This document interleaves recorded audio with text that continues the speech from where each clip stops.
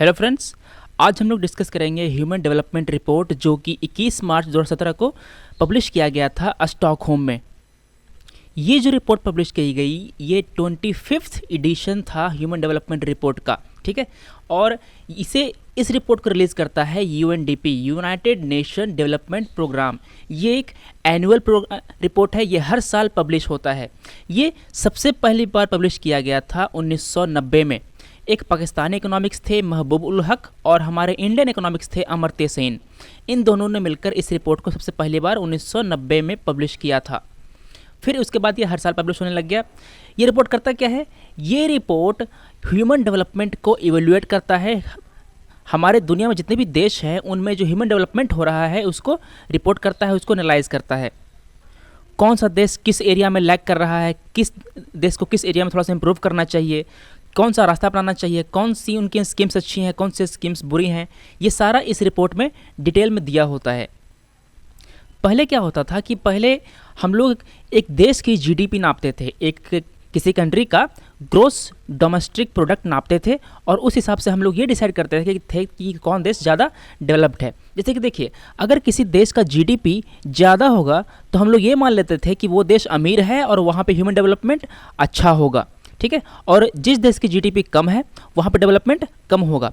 मगर बाद के सालों में ये जो तरीका था इसको रिजेक्ट कर दिया गया और एक मल्टी डायमेंशनल अप्रोच अपनाया गया। मतलब कि केवल जीडीपी नहीं, काफ़ी और चीज़ें भी नापी जाएंगी।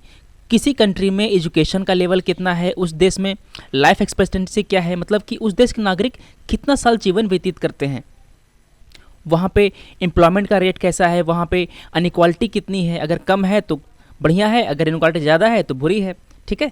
तो इसी तरह ह्यूमन डेवलपमेंट रिपोर्ट इन सब चीज़ों को एनालाइज करता है। 1990 से लेकर के आगे चलते 2016 में जो पेश हुआ रिपोर्ट उसका थीम है ह्यूमन डेवलपमेंट फॉर एवरीवन। 2015 में थीम क्या था? वर्क फॉर ह्यूमन डेवलपमेंट, ठीक है। ये सब थीम याद रखिए, ये सब यूपीएससी एग्जाम में प्रीलिम्स में पूछ लेते हैं कभी कभी। 2016 के जो HDR है उसका थीम क्या है? Human development for everyone. दोस्तों, ह्यूमन डेवलपमेंट रिपोर्ट में एक इंडेक्स के आधार पर यह दर्शाया रहता है कि किस कंट्री में ह्यूमन डेवलपमेंट ज़्यादा हुआ है, किस कंट्री में ह्यूमन डेवलपमेंट कम हुआ है। उस इंडेक्स का नाम है ह्यूमन डेवलपमेंट इंडेक्स। ये एक कंपोजिट इंडेक्स है, मतलब कि ये जो इंडेक्स है वो कई सारे और इंडेक्स से मिलकर के बना हुआ है। कौन कौन से इंडेक्स? वो हैं life expectancy index, education index और GNI इंडेक्स। देखिए, अगर हमें किसी कंट्री में ह्यूमन डेवलपमेंट को नापना है तो हम लोग 3 इंडिकेटर इस्तेमाल करते हैं, 3 चीज़ें देखते हैं। कौन कौन सी चीज़ें देखते हैं? पहली चीज़ देखते हैं कि उस कंट्री में लाइफ एक्सपेक्टेंसी क्या है, मतलब कि उस देश में लोग कितना साल जीवन व्यतीत कर रहे हैं। अगर उस देश में लंबे उम्र व्यतीत करते हैं लोग तो वहाँ पे डेवलपमेंट ज़्यादा होगा। फिर हम लोग देखते हैं कि उस कंट्री में एजुकेशन का हाल कैसा है, वहाँ पे एजुकेशन का एक्सेस कितना बढ़िया है, मतलब कि लोगों को सस्ते दामों पर एजुकेशन मिल पाती है, सबको एजुकेशन मिल पाती है, हम लोग ये नापते हैं। तो देखिए, अगर हमें लाइफ एक्सपेक्टेंसी नापना है तो हम लोग लाइफ एक्सपेक्टेंसी एट बर्थ नापते हैं। बच्चे ने जन्म लिया तो वो कितना साल जिएगा ये हम लोग एक्सपेक्ट करते हैं। एजुकेशन कैसे नापते हैं? एजुकेशन नापने के लिए हम लोग 2 चीज़ें इस्तेमाल करते हैं। पहला है mean year of education among adult population. जो बड़े लोग हैं उन्होंने कितने साल मोटा मोटी एजुकेशन हासिल की है, मेन ईयर ऑफ एजुकेशन। फिर हम लोग देखते हैं कि अगर कोई बच्चा है तो उसका एक्सपेक्टेड ईयर ऑफ स्कूलिंग क्या है, मतलब कि कितने साल हम लोग एक्सपेक्ट करते हैं कि वो एजुकेशन हासिल करेगा स्कूल में, ठीक है। तो पहली क्या है? Life expectancy at birth. दूसरी क्या है? Main year of education. तीसरी क्या है? Expected years of schooling. चौथी क्या है? चौथी हम लोग नापते हैं नेशनल इनकम, मतलब कि हम लोग स्टैंडर्ड ऑफ लिविंग नापते हैं उस देश में। अगर किसी देश में स्टैंडर्ड ऑफ लिविंग ज़्यादा बढ़िया है तो वहाँ पे ह्यूमन डेवलपमेंट बढ़िया हुआ है। ये कैसे पता चलेगा? किसी भी कंट्री में स्टैंडर्ड ऑफ लिविंग ज़्यादा होती है अगर वहाँ पे लोग अमीर होते हैं। स्टैंडर्ड ऑफ लिविंग ज़्यादा कब होगी? जब आपके पास फ्रिज होगा, बढ़िया बढ़िया गाड़ियाँ होंगी, ठीक है, आपके पास हर सुख सुविधा होगी। ये सब कब आएगा? जब आपका इनकम ज़्यादा होगा। अगर आपका इनकम ही ज़्यादा नहीं होगा तो आप इस सुविधा का लाभ नहीं उठा पाएंगे, ठीक है। तो हम लोग स्टैंडर्ड ऑफ लिविंग नापने के लिए gross national income per capita on basis of purchasing power parity. Purchasing power parity ये क्या होती है, इसको देखिए। हमारे यहाँ एक पार्ले जी बिस्किट का दाम है 5 रुपया, ठीक है। अगर इसी बिस्किट का दाम अमेरिका में $1/2 हो जाए तो इसको हम लोग एडजस्ट करेंगे। $1/2 मतलब कितना हुआ, ये तो करीब 35 रुपये के आसपास हुआ है ना। तो देखिए हमारे इंडिया में ये बिस्कुट 5 रुपये का मिल रहा था, मगर अमेरिका में ये बिस्कुट 35 रुपये का मिल रहा है, ठीक है। मतलब कि ये तो निश्चित है कि हमारे यहाँ किसी भी चीज़ की वैल्यू अलग है, वहाँ पर चीज़ की वैल्यू अलग है, तो हम लोग इसको एडजस्ट करते हैं। इसको हम लोग परचेसिंग पावर पैरिटी के आधार पर एडजस्ट करते हैं कि मतलब कि जितने रुपए में वस्तु यहाँ मिल रही है उतने रुपए में वस्तु वहाँ मिले। तो हम लोग उस देश में स्टैंडर्ड ऑफ लिविंग को नापते हैं gross national income per capita के आधार पर।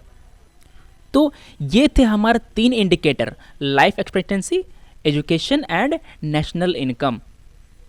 ये जो HDI होता है, ह्यूमन डेवलपमेंट इंडेक्स होता है, ये इन्हीं इंडेक्स का, life expectancy index, education index और GNI इंडेक्स, इन्हीं का ज्योमेट्रिक मीन होता है। आपने AM, GM, HM वगैरह पढ़ा होगा, अर्थमेटिक मीन, ज्योमेट्रिक मीन और क्या बोलते हैं उसको एक और, हार्मोनिक मीन। हार्मोनिक मीन, ठीक है। ये जो तीनों होती है तो इसको हम लोग क्लास 12th में शायद पढ़ते हैं, 11th 12th में पढ़ते हैं, ठीक है। तो ये जो ज्योमेट्रिक मीन होती है, ये इन 3 इंडिकेटर्स का ज्योमेट्रिक मीन होता है ये HDI। ह्यूमन डेवलपमेंट रिपोर्ट में ह्यूमन डेवलपमेंट इंडेक्स के अलावा 4 और इंडेक्स होते हैं जिसके आधार पर कंपनी जो देश होते हैं, कंट्रीज़ होते हैं, उनको कंपेयर किया जाता है। सबसे पहली होती है inequality adjusted HDI। Human development index को अगर इनक्वालिटी के आधार पर अगर थोड़ा सा एडजस्ट कर दिया जाए तो उसे हम लोग कहते हैं इनक्वालिटी एडजस्टेड HDI। इसमें करता क्या है कि पहले हम लोगों ने HDI निकाला और इसके बाद हम लोगों ने ये एनालाइज़ किया कि किस देश में इनक्वालिटी ज़्यादा है। अगर किसी देश में इनक्वालिटी ज़्यादा होगी तो उसकी HDI कम हो जाएगी, अगर इनक्वालिटी कम होगी तो HDI ज़्यादा होगी, ठीक है। दूसरा इंडेक्स होता है जेंडर डेवलपमेंट इंडेक्स। यहाँ पे फीमेल और मेल के जो HDI वैल्यूज़ हैं इनको कंपेयर किया जाता है। तो जनरली देखा ये गया है कि मेल की जो HDI होती है वो ज़्यादा होती है, मतलब मेल में ह्यूमन डेवलपमेंट ज़्यादा होता है।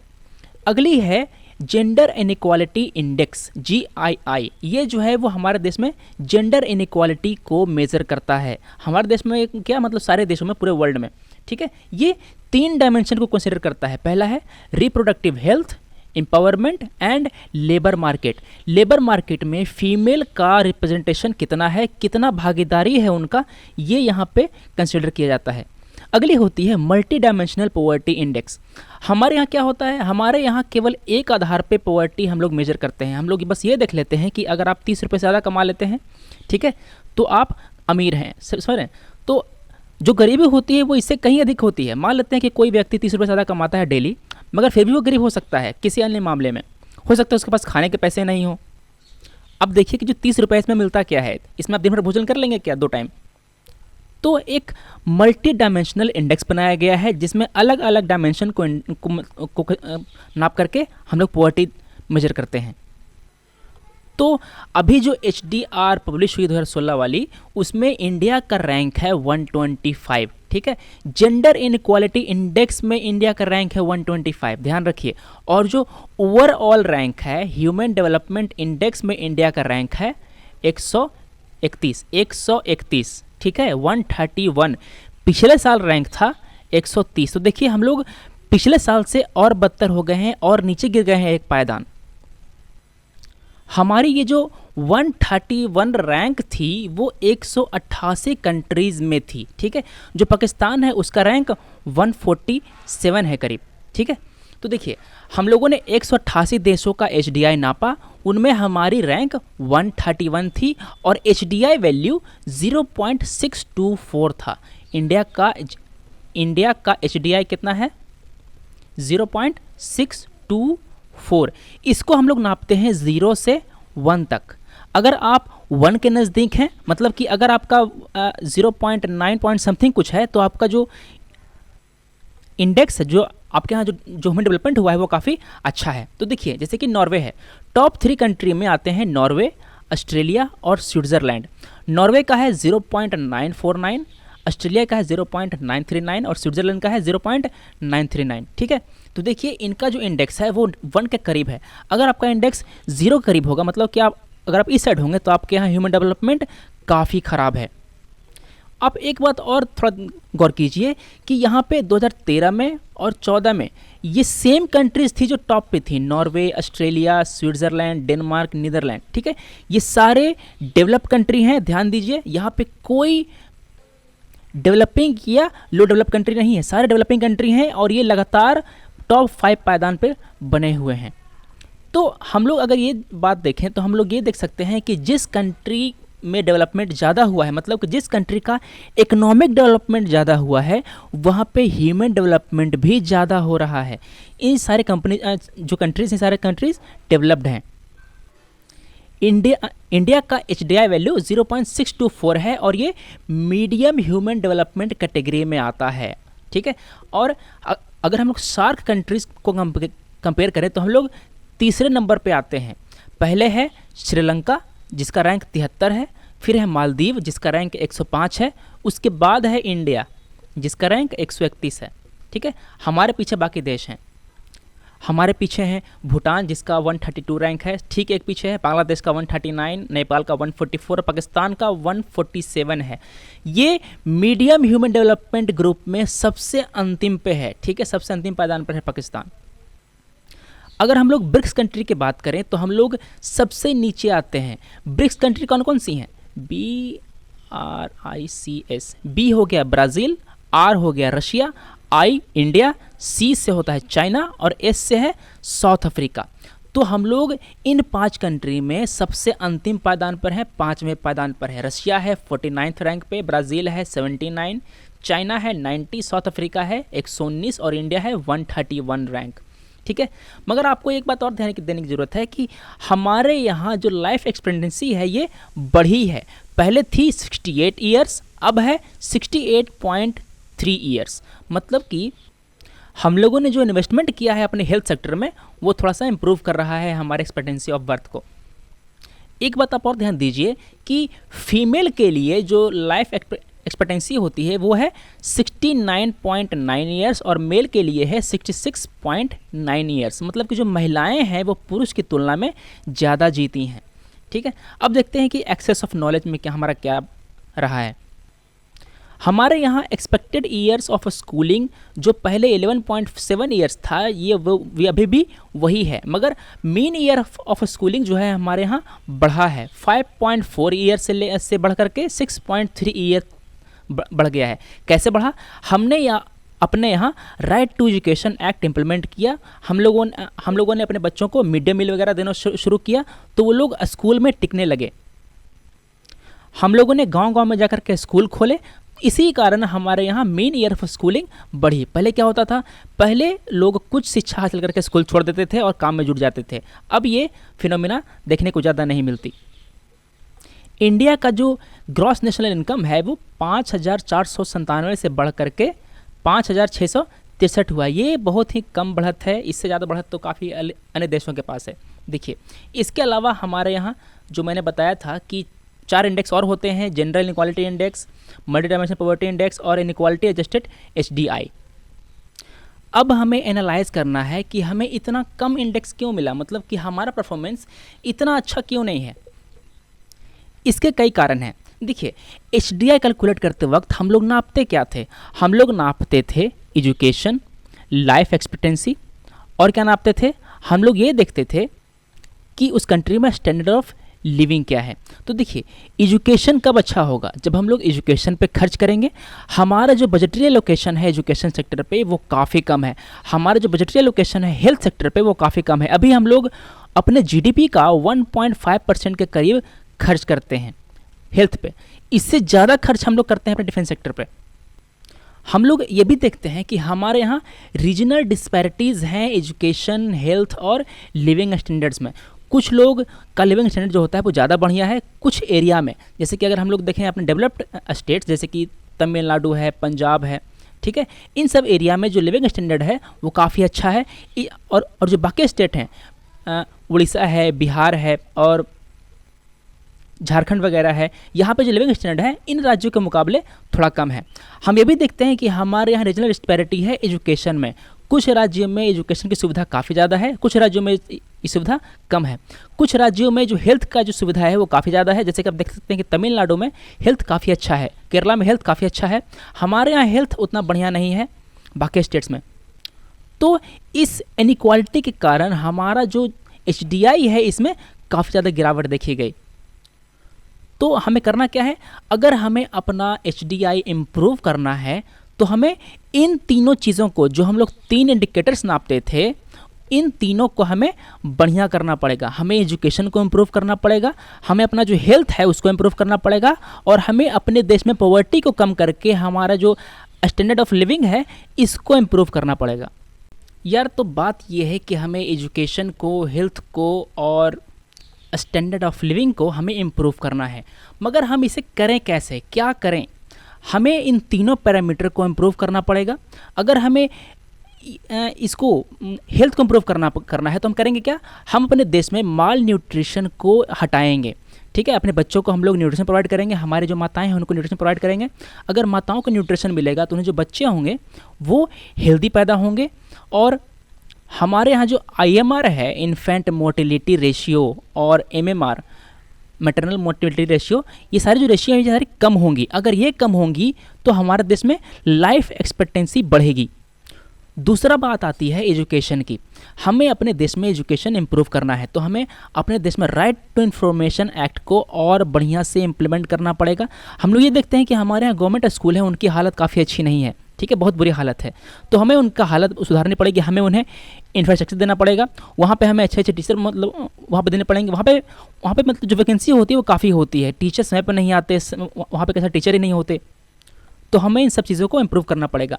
फिर हमें डिजिटल इंडिया का इस्तेमाल करके हम रिमोट इलाकों में एजुकेशन प्रोवाइड कर सकते हैं। देखिए, जो अच्छे टीचर होते हैं वो गांव में जाकर के पढ़ाना पसंद नहीं करते, वो ये चाहते हैं कि हम जो शहर है वहाँ रहें, मतलब आराम की ज़िंदगी जिएँ और पढ़ाएं। तो अच्छे टीचर को गांव में कैसे अवेलेबल कराया जाए? सबसे पहला तरीका है, सबसे बढ़िया तरीका है डिजिटल एजुकेशन के थ्रू। हम लोग करेंगे क्या कि जो गांव में स्कूल्स हैं वहाँ पे हम लोग टेली एजुकेशन प्रोवाइड करेंगे। मतलब कि वहाँ पे हम लोग एक स्क्रीन लगाएंगे, जो टीचर होगा वो शहर में रहेगा अपने घर पे आराम से, वहाँ से वो पढ़ाएगा और एक साथ कई स्कूल्स में वो पढ़ा सकता है। इस तरह हम लोग एक क्वालिटी टीचर को इस्तेमाल कर सकते हैं एजुकेशन देने के लिए। इसे देखिए, इसे सबसे पहला फ़ायदा ये होगा कि हमें एक बढ़िया टीचर मिलेगा। ठीक है, ये टीचर एक साथ कई स्कूल्स में पढ़ाएगा। हम लोग जो दूर दूर के जो गांव हैं जहाँ पे हम लोग नहीं पढ़ा सकते थे, वहाँ पे हम लोग ऐसे टीचर को अवेलेबल करा पाएंगे, और ये सब कम दामों पर होगा, सस्ते दामों पर होगा। दूसरा स्टेप है mid day meal. Mid day meal जब से हम लोग ने देना शुरू किया है, तब से जो बच्चों की जो वहाँ पर एनरोलमेंट है वो काफ़ी बढ़ गई है। क्यों? क्योंकि कई सारे बच्चे जिनके पास भोजन नहीं होता था घर में, वो लोग स्कूल आने लगे इस लालच में कि उन्हें खाना मिलेगा। ये रियल बात है, ये रिसर्च में पाया गया है। तो हमें ये जो स्कीम है मिड डे मील स्कीम, इसको हमें इम्प्रूव करना है। कई बार ये पाया गया है कि जो खाने की जो क्वालिटी होती है वो अच्छी नहीं होती, यहाँ पे काफ़ी धांधली होती है। यहाँ पे जो अनाज आते हैं वो अनाज को मार्केट की तरफ डाइवर्ट कर दिया जाता है। मतलब जो स्कूल वाले जो अथॉरिटी है वो इन सब अनाज को बेच देते हैं। तो हमें ये सब करप्शन के मामले हटाने पड़ेंगे।